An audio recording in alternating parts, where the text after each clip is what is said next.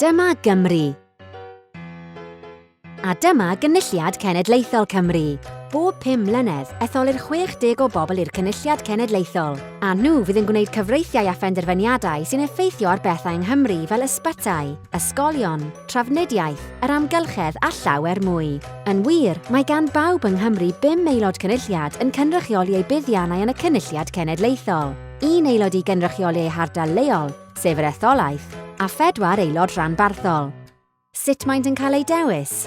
Mae gan bawb sydd wedi ei gofrestru bleidleisio yng Nghymru 2 bleidlais, un ar gyfer yr etholaeth, mae 40 etholaeth yng Nghymru, a'r llall ar gyfer y rhanbarth y mae'r etholaeth ynddo, mae 5 rhanbarth yng Nghymru, ac etholir 4 aelod cynulliad ym mhob un, gan wneud cyfanswm o 20.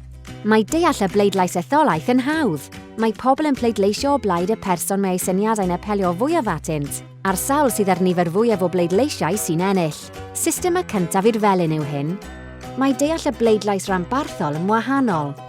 Mae'r pleidiau gwleidyddol yn enwebu hyd at 12 ymgeisydd ar restr, y gall ymgeiswyr annibynnol hefyd sefyll ar gyfer rhanbarth.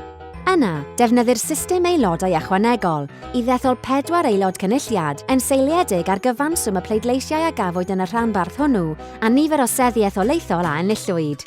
Ac eithio'r ardaloedd y maent yn ei gwasanaethu, nid oes gwahaniaeth rhwng aelod cynulliad etholaethol ac aelod cynulliad rhanbarthol.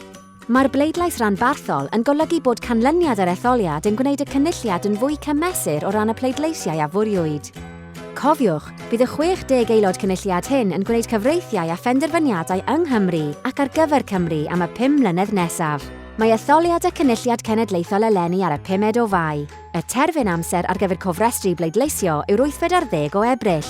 Os ydych am wybod mwy am bleidleisio, am yr hyn mae'r cynulliad yn ei wneud drosoch, neu hyd yn oed beth yw'r system aelodau ychwanegol, ewch i'n gwefan www.2016.cymru.